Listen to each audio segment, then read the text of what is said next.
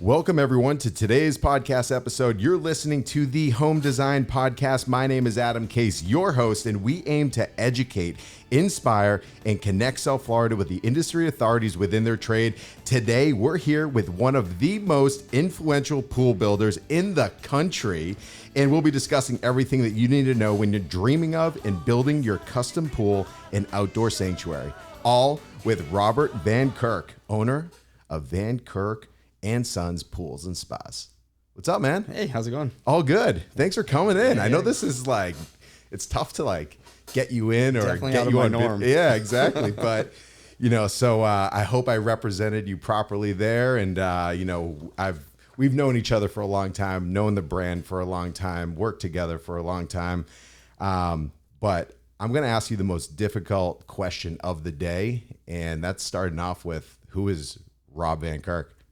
Oh man, Where are we going with that? Throw me right on the spot. Yeah. I mean, born and raised in South Florida. Right.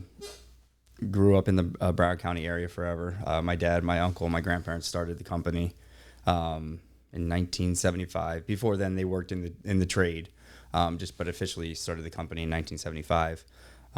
Growing up, my dad was always in and out, building pools, selling pools, with my uncle and my grandparents. And then I got to the age of 22 and I had just finished playing minor league baseball, and I was doing some stuff at my dad's house, and he looked at me and said, well, you're going to start working tomorrow for us. And I said, I'm not sure about that. And he said, well, you're going to get a job somewhere. Well, if it's not with us, you got to get a job. And I said, okay.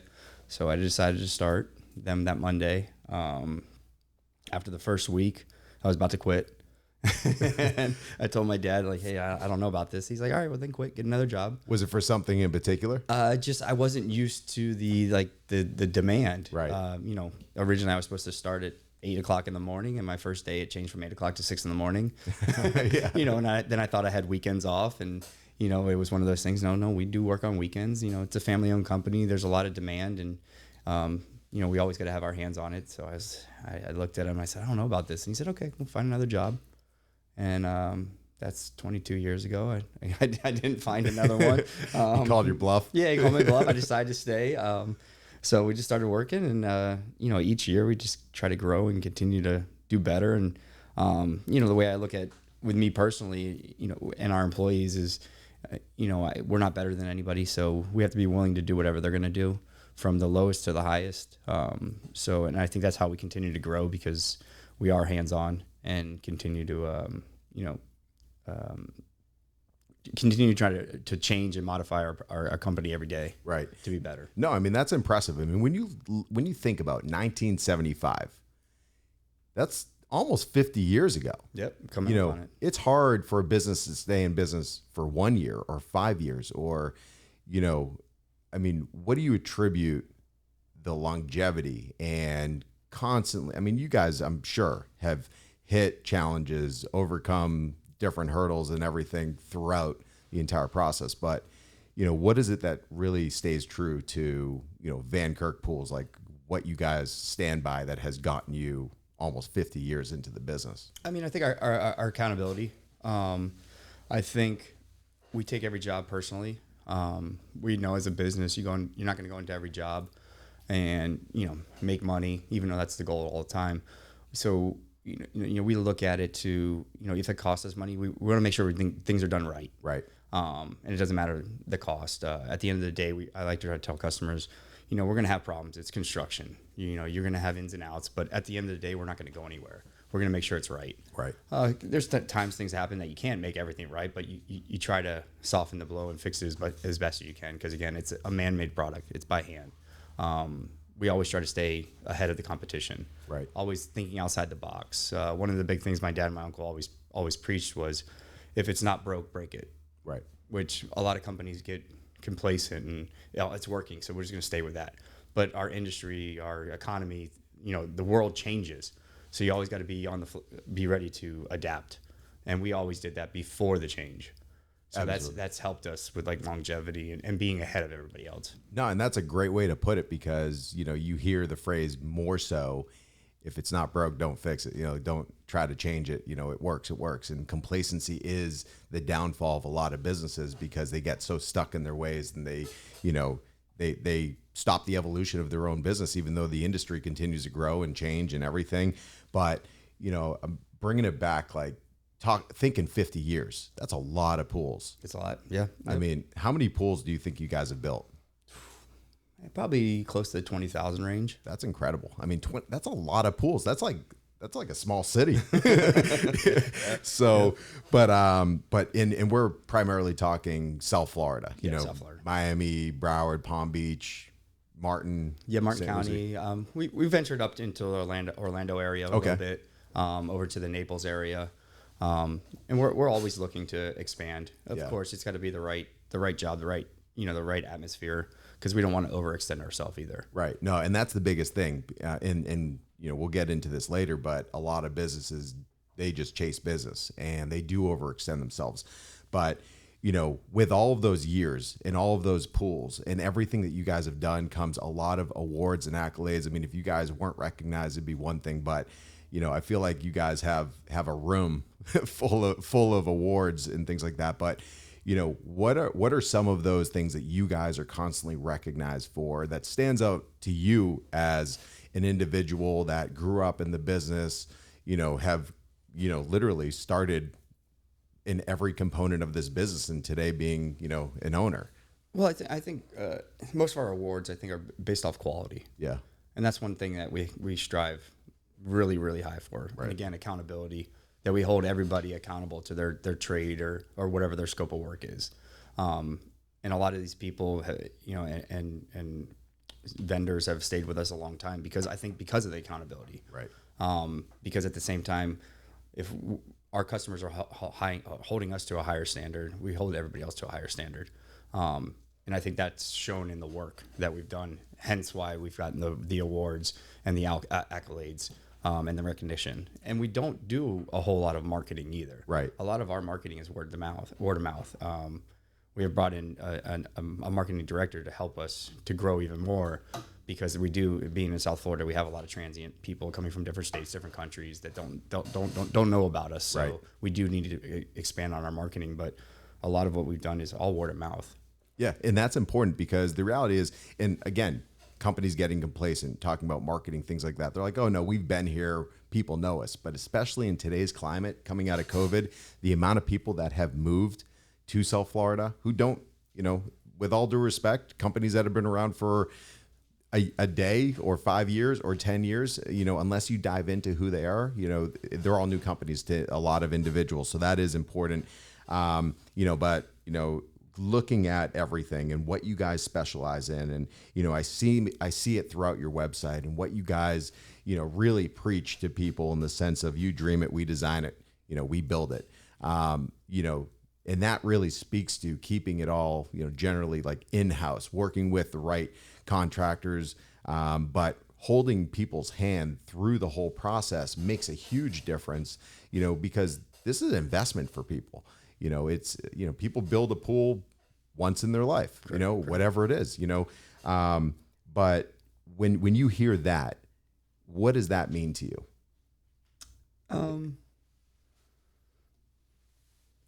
Well, I mean, we try to make every experience with the customer customized. Right. And we try to take their input and their feedback of what they're looking for in their home and what they're looking to achieve in their backyard. Right. So of course we do a lot of hand holding throughout the process. The construction part of the process is less hand holding because a lot of customers don't want to be involved in the construction part, but the initial design part, we try to hold their hands. We try to be very transparent with everything that can occur in the process. And then we take their ideas and their thoughts and we kind of merge them with our ideas and thoughts and experience and try to give them their own little paradise in their backyard. Right. And that's the thing, because, people, they're thinking about how they want to live in their space.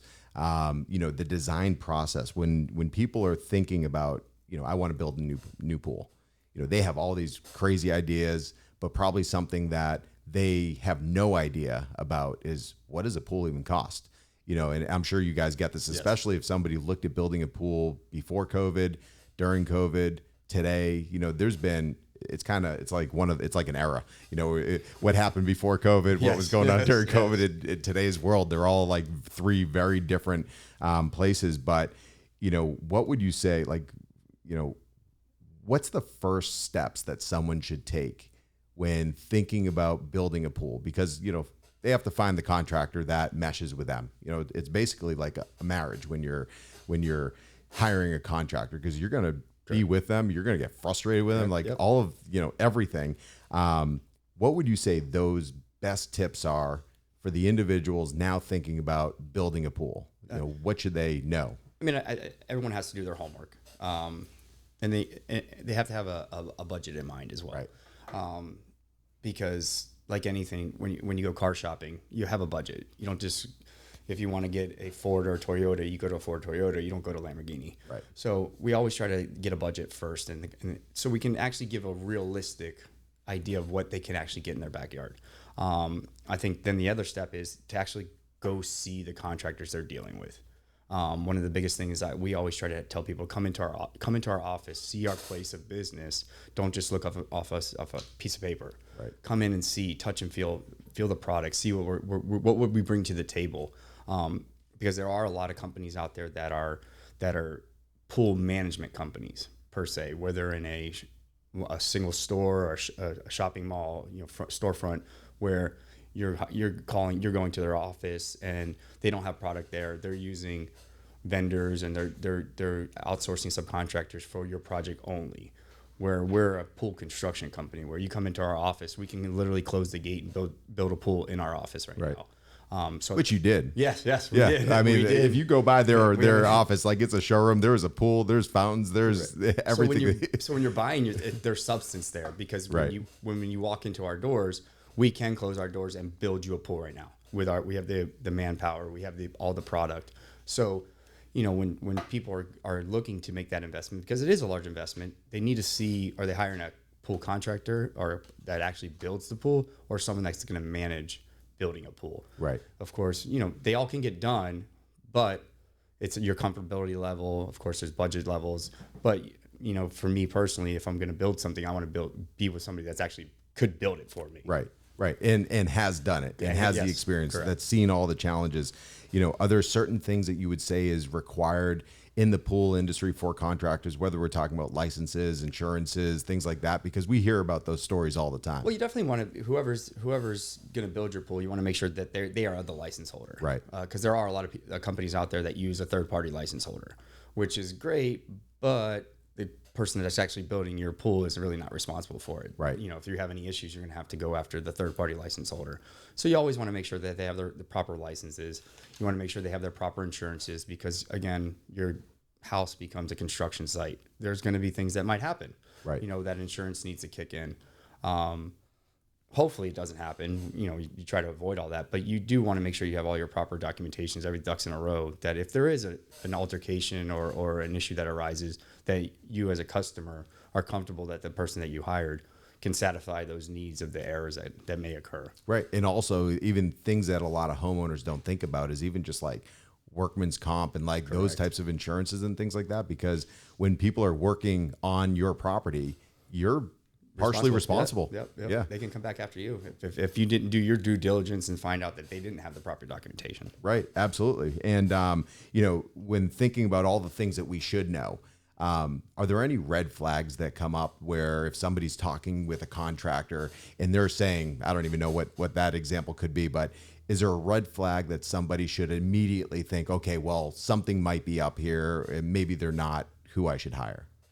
I mean, it's tough to say, because I don't get involved in a lot of the other contractors. Right. I kind of concentrate on what we do. But I think like anything else,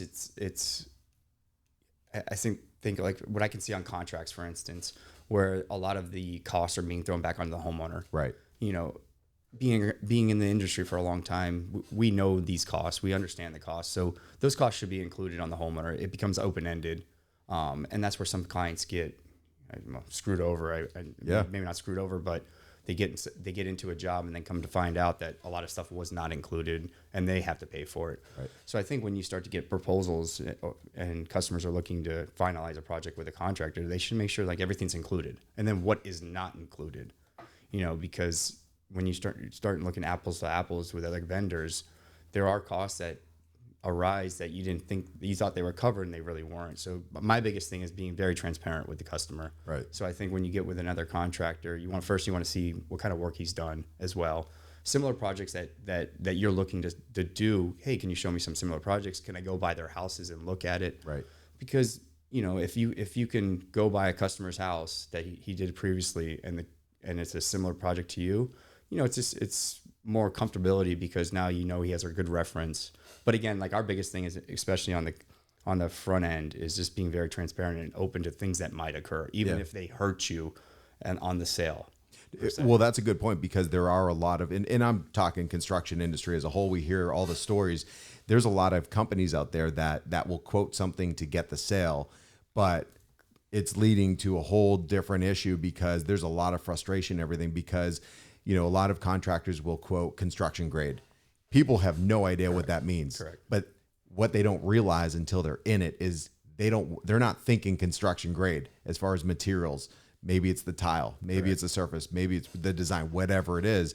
But now they're locked in because they bought the price. They didn't buy the contractor. Correct. So, that's a huge thing that we see time and time again. And even talking like going through COVID, we saw a lot of companies that, sold jobs probably at what they shouldn't have sold for, and it became the homeowner's problem. Correct. And fortunately and unfortunately, you've seen probably too many of those instances, not only during that time period, but in time in general. Correct. And so when talking about all of these costs and thinking about hiring the contractor and everything, is there a general number or range? I know it can vary based on the features, the quality, the design, the product, everything that goes into it. Is there a general cost or starting point of what it should be to build a pool today? Of course, like you said, there's a bunch of variations that do occur and that can raise the pool pricing tremendously. Also, even in a simple pool. Right. So when you get close to the water, you have to add piles. Right. You might have muck, which is basically mud. You can't build on mud. So even a simple pool, that cost can rise significantly just in that little area. And sometimes you don't know that until you're in it. Yeah, we won't know unless they do. Sometimes unless like you said, we're in it, or if they do a soil report. And even a soil report is not exactly 100%. Right. It's giving you ground conditions on a one probe area that says it's good or bad. Doesn't mean your whole yard's good or bad. It can change. But on a inland pool without those special things that might occur, your base price is around 60 to 65,000. Right. And that's, a standard 15 by 30 pool, 400 square foot of deck, your necessities. Right. For you to be able to swim. Right. No bells and whistles, but for you to and still have a nice product and be able to swim. And then of course, as you increase things, beach areas, features, spas, heaters, automation, then of course it rises. Right. Yeah. Because all of these variables that come into it, and then you mentioned like the piles and everything. If a pool needs this, and to talk about piles, the purpose of piles is essentially if the soil underneath disappears. Yeah, it's more for uplift. Because right. Like you said, if the soil is bad underneath, you drive these piles into the ground 25, 35 feet deep to hit a solid foundation underneath, and it actually ties into the pool so that if your soil does go bad, you have a base, right. still a foundation. And it also allows for uplift. If you have a high water table, it doesn't pop your pool out of the ground. Right. So it actually locks your pool into the ground. Absolutely. And, talking about, the construction process and everything, how long is there like a general, length as far as what it should take to build a pool? It varies, of course, the size of the pool, the product, the outside features that are tied into the pool. Right. And of course, post or pre-COVID, things were a lot faster. Right. A lot faster because you got product. There was never issues with product. And then COVID hit and everything blew up and everything took a little longer. And then after COVID, product was slower to get. So times have changed. an average time change construction from after permit, not before permit, because some cities, that could be, they change and you have no control of that, is anywhere from 12 to 16 weeks. Right. A larger project is going to go for longer. It's just more complicated, more things into it. So it does take a little bit longer. Without a doubt. Because, there's a lot of things that go into it. And we see pools taking far too long and just gets dragged on. But, you mentioned, this time period and, how things have changed through COVID, but also companies with experience and strong partnerships and meaning to whether you're buying material or whatever it might be, it allows the company to also get product and material and be higher up on that list as far as a priority because, you're building a lot of pools. Correct. So when going through, so construction, are there certain phases in the pool construction from obviously there's, signing the contract, the design phase, permitting phase, what are all those phases, that we look at through this process? Well, you do your initial consultation, come up with a design, of course, go under contract. And then once it goes under contract, it goes to engineering because we have to engineer the plans, right? Which we actually have in-house. We have four drawers and engineer on hand. So it's good that we can control that process as well. Once it gets into permitting, it's right. It's whatever it is, like, with the city, some cities take longer, some take faster. Again, though, relationships could mean something. They do there. help. They do help, but some cities don't even care. So, yeah. But then once we get to the construction phase, we do the excavation and form and steel. Right. Once that's done, we come and shoot the concrete. After the concrete, we backfill the pool, which basically to secure the shell. Come and do our plumbing. Come back and do our patio grade, which covers up our plumbing. Then we start to put the finishes on. And sometimes when we're talking about scheduling, sometimes the finishes can cause delays depending on what the client wants. Right. More custom finishes sometimes takes longer lead times. More standard finishes, typically we can get in a couple days. So we always encourage customers to, in order to pick up a little bit of time too on their construction processes, to come in a little earlier and pick their finishes. Right. So we're ready to go when we get to that phase. Once we get past the coping and tile phase, we get to the deck and equipment phase. And then at that time, once the equipment's done and electric's hooked up, it goes back onto the homeowner, whatever kind of landscaping they want to do. Right. Once they get their landscaping done, we get to the prep and plaster and fill it up with water. We'd like to have the customers always do their landscaping ahead of time. Right. It's not a necessity. It is a necessity to close the permit out, but it's not a necessity as far as finishing the pool. The only reason we do recommend that is because if any fertilizer, mulch, any of that soil from the grass gets into the pool on the finish, it will ruin the finish. So we always tell customers we don't want to finish their pool until you get your landscaping done. Gotcha. It actually just saves headaches to them and having to maybe refinish their pool, which is an additional cost. And then we go through the turnover process, which is the water's filled up in the pool. We set all the pumps and filters and make sure they're all running properly, balance the water, and then give the customers a schooling on how to operate their material or operate their pool, and then we're done. Yeah. I mean, that's good. That's all good to know. I hope you all listen to that because the reality is if you want a pool in the next month or so, you're too late. So time period, yes. Think about, don't wait until you want it. Wait until get the process going. Try to be a little ahead of the game because again, sometimes we can pick up speed on the construction, but again, we get into rainy season, we get into hurricane season. They're definitely not excuses, but we can't put finished materials on. Right. We try to work in the rain. We try to do as much as we possibly can because, every day is critical. But yeah, the sooner the better is always a good motto. How many times do people come to you like, I'd like to have my pool done in the next month? Oh yeah, we get it quite often. People unrealistic, like they're not even thinking about that. It's wishful thinking, but again, some of them don't understand the process, and they get very excited because they start to see finishes going on. And it is an exciting moment for them, but there is quite a bit of steps left to get to that, to put water in, and inspections. Yeah. And how many inspections are there typically? Probably in a pool, depending on the city, because different ones require different, probably 20 at least. Oh, wow. And some of the cities don't let you do them consecutively as far as like bulk them in one day. Right. You have to pass the first one and then you can call for the next day, then call for the next day. And then some cities are closed on Fridays or closed on Mondays. So you do lose a lot of time, with inspections. And those are unfortunately just the way it is. The process. Nature of the beast. Yeah, without a doubt. And you've brought up finishes a number of times, so I wanted to go into that. So talking about pool in particular, we see a lot of beautiful pools. I mean, you guys brought this catalog in here. I mean, this is, if you're thinking about a pool, it's a good thing to see first. Check out their social media because it's like a highlight reel of some of the most incredible projects. But talking about finishes and the options, the plaster is pretty common. Yes. A lot of people are using plaster. There's different types of plasters. Correct. Is there anything that people should be thinking about? Like, is it apples to apples, or are there certain plasters that are better than others, or better applications for whatever the design might be, whatever that might look like? There's definitely different levels of plaster. And a lot of people, Pebble Tech has always been the high standard. Okay. And then we use Florida stucco. Okay. Which is an aggregate gem finish. Diamond Bright is another product. All of them are really great products. And really, your plaster is really determined on how you maintain it. Gotcha. That is a huge thing with your finish on the plaster side.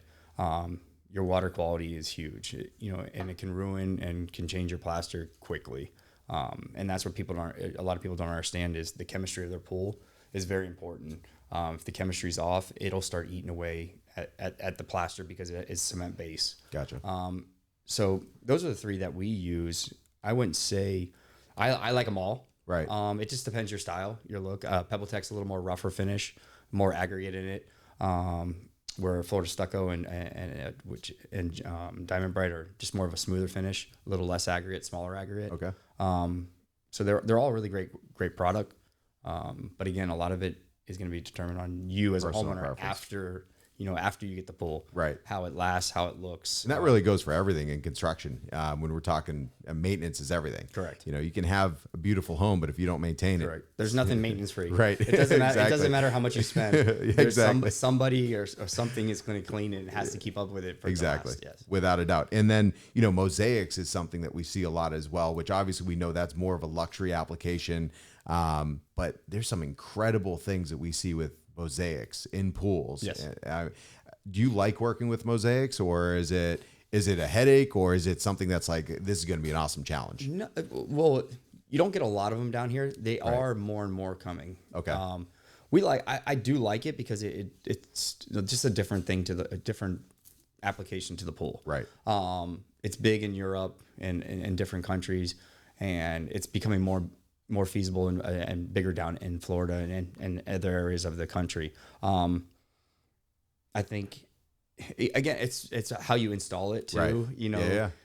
A mosaic can look great in the pool, and it can look really bad depending on how it's installed, the labor, right, the materials used.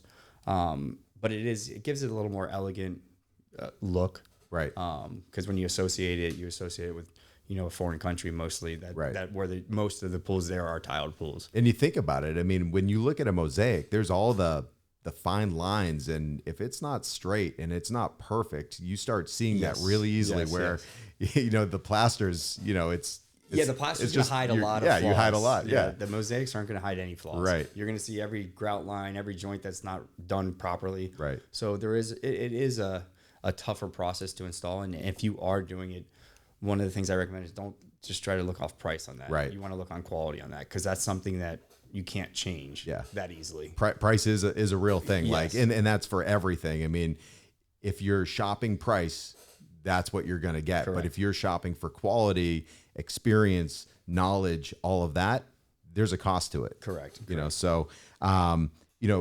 Something that we see as a huge trend in all components of home are these large slabs. Are you seeing slabs being brought into pool construction yet? Or do you ever say, well, I want slabs on the bottom of my pool? We've actually, a couple of years ago, we had a customer that was talking about bringing slabs in. They ended up not doing it, but I have seen it. Yeah. I don't know down here very much. Right. I don't get many calls. I haven't gotten any calls on it anytime recently. But it is a new trend. Right. And again, I think it's more Europe side right now being done. I think because most of those slabs and that material comes from those areas. Gotcha. So it is a little more, feasible and better pricing where you have to ship them all here. Right. But it's definitely something that I think will happen. Yeah. I don't know if whole pools, because it's quite a bit, but I mean, if whole pools will eventually happen, but features, maybe spas, that kind of things will happen. That makes sense, without a doubt. And talking durability of all these different products, when someone invests in, say, a mosaic or all tile pool, does it last longer than plaster, or is it mostly look and like the expertise of how it's installed? Yeah, the tile should last longer than a plaster. Okay. Because chemicals shouldn't affect it as much. And again, a lot of it is based off your maintenance and chemistry. Because if your chemicals go bad, then what ends up happening is on a mosaic pool, the grout starts getting eaten away, water starts getting underneath the tile, starts popping off, and then you have a nightmare. Same thing with a gem or a plaster finish. Right. Your chemistry is huge when it comes to finishes and the longevity of your finishes. A standard gem should be, if they do good quality control, 10 to 15 years. Yeah. A tile pool can last forever. Right. You might just need to do some grouting of it every once in a while, because eventually over time grout's going to fall out. Without a doubt. I mean, that all falls within the general upkeep and maintenance and everything that goes into it. So you mentioned the pool deck. Obviously, that's something, it all blends into the pool. Like, we're talking about outdoor experience, having that oasis, that sanctuary, different products that you guys are using and seeing more of. Natural stone obviously been a huge thing for a long time. Years ago, we saw stamped concrete. I feel like that's kind of phased out, but concrete is a big thing in design and style. But talking about the different types of products, what are you guys seeing today or using for the pool decks themselves? Most of the pool decks right now, we're using travertine or marble. Okay. Porcelain is starting to make a run. So it's basically price on porcelain. Porcelain is a little more expensive to install because there's different applications of porcelain. Right. A thinner material, you want to have a cement slab, cement it down. A thicker porcelain, you have to install, spacers and use a permeable grout to wash it in. So it is definitely a new, maybe I'm not gonna say new, but it is an item that I see in the future coming. Right. More porcelain, where the natural stone may phase out a little bit. But what I like to try to tell people is when you don't always want to have the indoor look outdoor. Right. So sometimes, the porcelain gives like kind of an indoor look. It is a clean look, it's a clean look. There's no variations in it. So if you're looking for a very clean, no variations, porcelain is typically the way to go. Right. But there are a lot of travertines and marbles that are actually very clean and almost similar to porcelain. And again, a better price point too as well. But I always like to tell customers, when you walk outside your door, I almost want you to feel like you're not at home. Right. So I don't always like to carry the outside or the inside to the outside. Right. So I always want to use something different.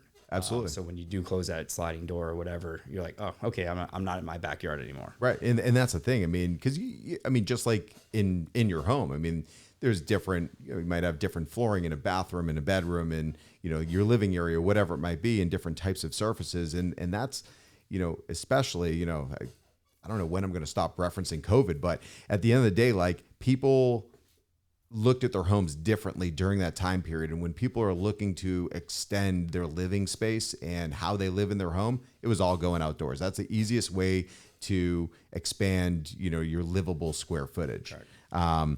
And even like something that we see, I don't know if you guys work with it a lot, but like the exotic woods, Ipe and like all those products that people will incorporate into their designs. Yes. We've been mostly on the water with the Ipe. Yeah. Like houses closer to the water, we've been doing a lot of Ipe. The only thing with Ipe is it's an upkeep. Again. Right. Yeah. It's we go back to maintenance. Yeah. And being in Florida, some of those products, the only problem is they get really hot. Right. So those are the things you have to look into when you are actually picking a finish too as well. Temperatures. Right. Where the sun hits. Some customers like a lighter deck. Right. But if they get sun on their deck 12 hours a day, and when they're going to actually use it, sometimes that wider deck is blinding. So you're always going to have to wear glasses. Yeah, that's true. So you kind of, there's a lot of little variables that come into place of when you pick a finished product. Again, the temperature, the brightness of it, the longevity. If you have little ones that are going to be running around, maybe you want to choose something that has a little more sandblast to it. If you're gonna, and that's for non-slip. correct. Yeah. If if you're gonna entertain a lot, you want to maybe seal your deck. Right. If you're just a husband or wife or single person living at home, maybe, and you don't entertain a lot, maybe you go something a little darker. Right. So it just depends your lifestyle too on when picking a finish. Yeah, and all of that, again, tying it back to experience, because if you're working with somebody that hasn't felt it, seen it, done enough of it, heard complaints of, oh man, I wish I did this differently because it's hot or bright nonstop or whatever it is, like that experience comes into play, because knowing those variables when you're designing, even though the concept might look amazing, you have to also live with it every day. Correct.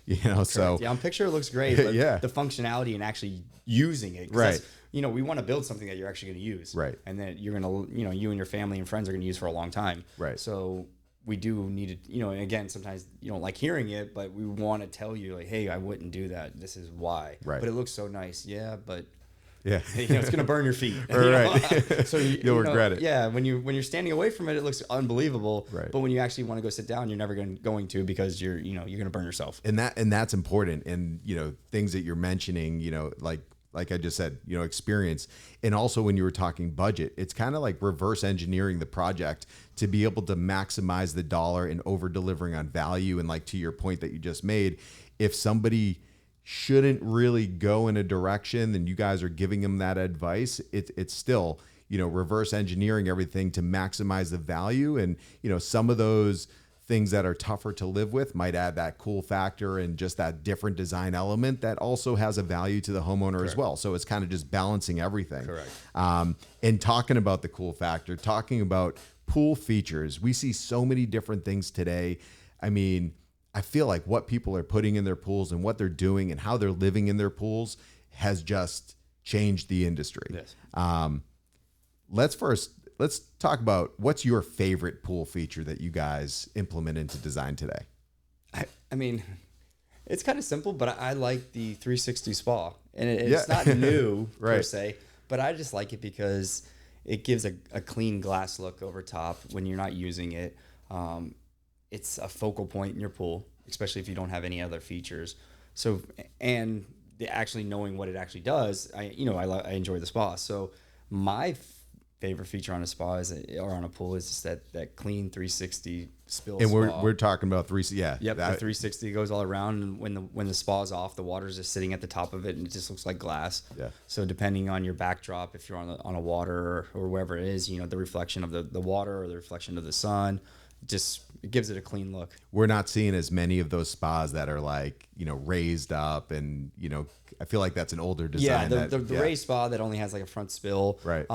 We still do it, so it's not something that doesn't get done. But the 360 spill is kind of like the in thing right now. That's what everyone's looking for.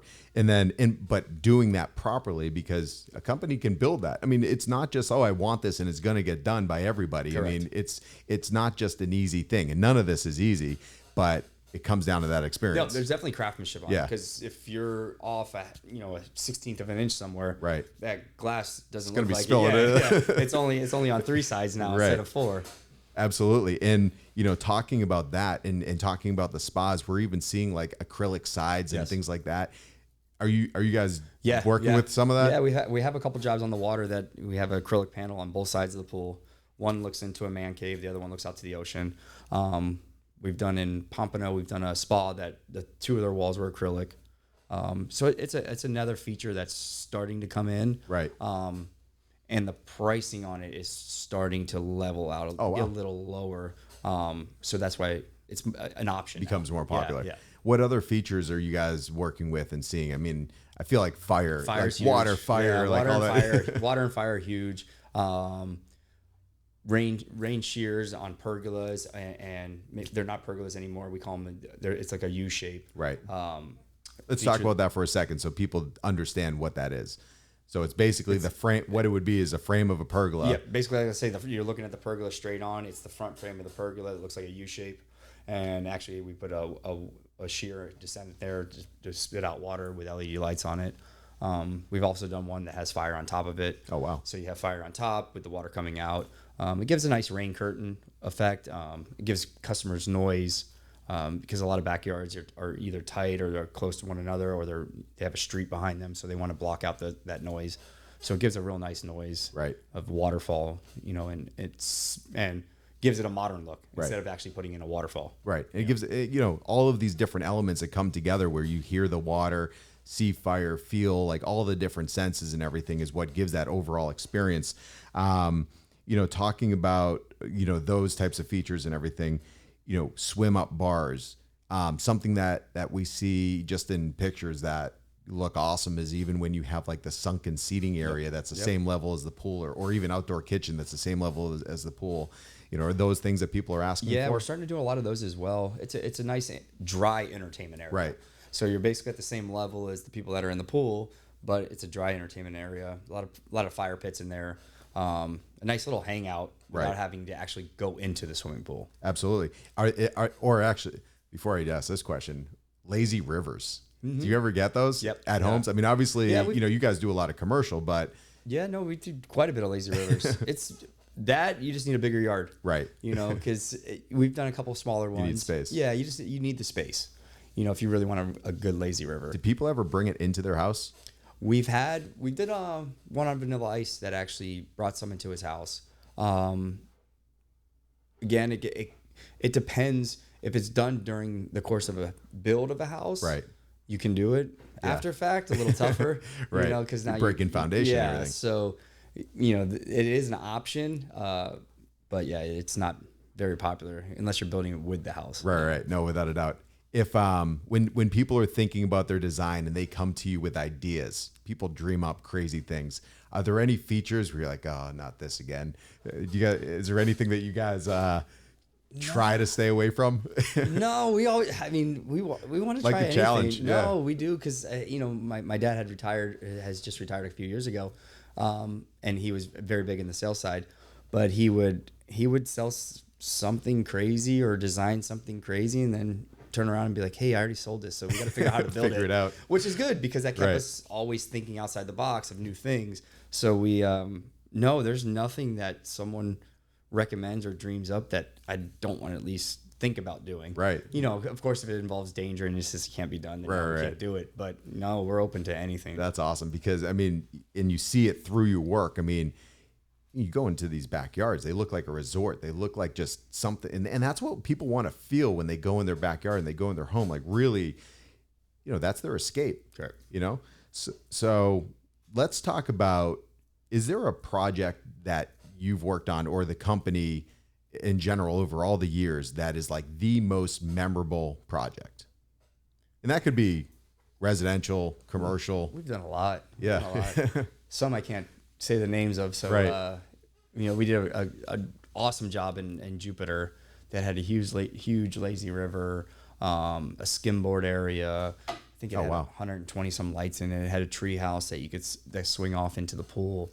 But I think every project that we do, we actually enjoy because we know that it actually brings joy to the customers. Right. It's a construction company and with a lot of not a lot of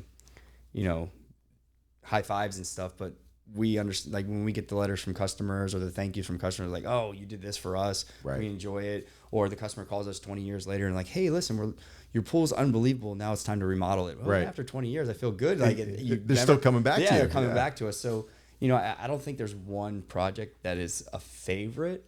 I think every project's kind of a favorite. Right. Even with the toughest customers. At the end of the day, even if they were a tough customer, we still want to give them a quality product that they're actually going to enjoy. Absolutely. Because at the end of the day, I want them to, even if they didn't have a great construction experience, I want them to call or tell their friend like, hey, listen, construction was a hiccup, but my pool's beautiful. I love it. Yeah. The end result is everything. Because as you hit at the beginning, construction's construction. Things go wrong, things arise throughout the process, but it's how you get over that to get to the end goal. Correct. And that's what makes companies stand out. And that's why, you guys have been around as long as you have. Is there a most challenging project that you guys have ever taken on? We've had quite a few. When you start working with water tables and 10 feet deep pools, 12 feet deep pools, right? Those are really challenging on the water. Right on the intercoastal, going that deep. You have to bring in a lot of pumps and Is there certain codes to that? Because we don't see many deep pools anymore. It's really not the codes as much as it's the water table. Right. It takes a lot to be able to dry the pool out in order to put something in that deep. Gotcha. And again, then that starts to drive up the cost tremendously. Right. So we really don't have any codes on the depth. It's not typical because of our water table. Right. Okay. That makes sense. And then, stories. Every company has stories, crazy things that have happened, whatever. Like, have you guys is there anything that you guys have ever dug up that you're like, wow? Oh, we've dug up cars. We've dug up telephone poles, dump sites, basically. A lot of it is because on the jobs we worked on, they were either, new developments being built and right. the GC used that area as a trash site.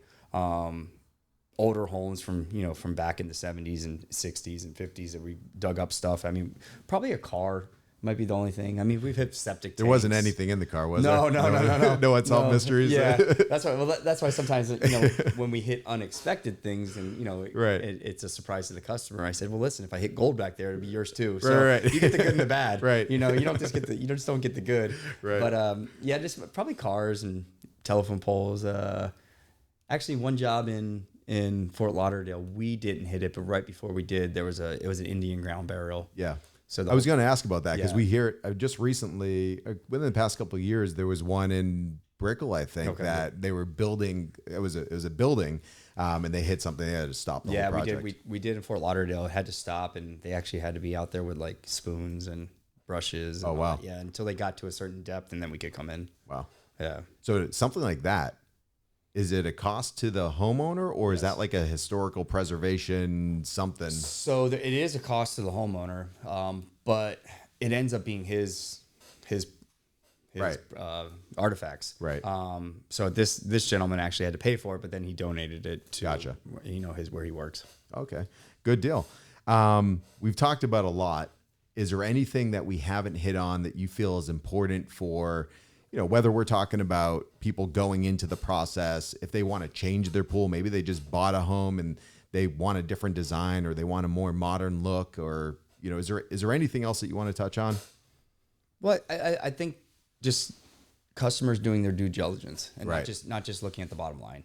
I think that's a huge deal. And like I said earlier, once they do their due diligence, go to the company that they actually know can build that pool. Right. Because we are in South Florida, and in our industry, there's a lot of good companies, but there's a lot of fly-by-night companies that close their door.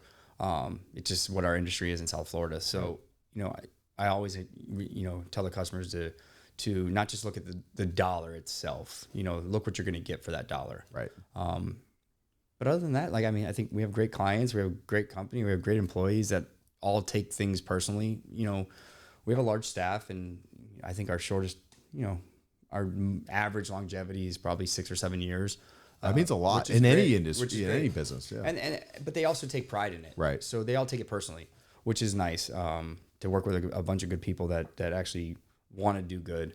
Right. And actually want to do good for their clients too. They're not just there for a paycheck. Right. But yeah, no, we've just been fortunate and keep grinding and, keep moving. It's awesome, man. And it's awesome being able to sit here with you and going over all this, but seeing how you guys operate, seeing the projects that you're putting out, all of the information, the experience, but the inspiration that you're putting out by the day, you're really showing people like they don't have to compromise their life. They can get to where they want to be, and price sometimes, a lot of times it plays a factor, but at the end of the day, you value out, Correct. Like have that list and do the pros and cons of everything, because it's not like you build a pool every day. So Correct. Get what you want. Correct. And it depends too. Also, when you're also buying in your backyard, like what are you looking to get? Are you looking Right. to flip a house? Are you looking to stay there for a long time because you have young kids? The school zones are great. So it depends what you are looking for too when you're thinking about a budget. Right. One of our one of our things when people ask, well, what should my budget be? Well, again, it depends how long you want to be at the house, but Right. typically 10 to 15% of your house value is typical someone should put in their backyard. Okay. And again, we're adding value to your house. When we do a structure, when we build a pool, it's going to add value to your home. So it might cost you up front, but Right. it's going to eventually over time, it's going to add value, because we've had plenty of people that have bought a home and they said, well, we want to remodel the pool a little bit, but we bought this house because of the pool. Right. You know, it's just one less headache that someone has to worry about later on. Absolutely. No, that's a good point. And people, like you said, buy homes because of what the backyard is. Correct. I mean, we live in South Florida. I mean, Yeah, every day is an outdoor day. Yeah. Yeah, you gotta have a pool. Yeah. So for anyone listening who wants to contact you guys, what's the best way? You can either give us a shout on our landline, our website. You can actually talk to like a AI Right.